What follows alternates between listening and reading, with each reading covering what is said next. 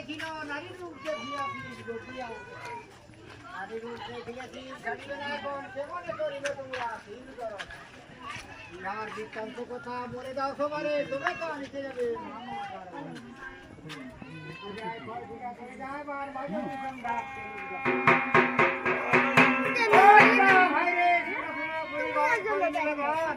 প্রশ্নের উত্তর আমি বলিব যে কথা বলেছ ভক্ত মিথ্যা কথা নয়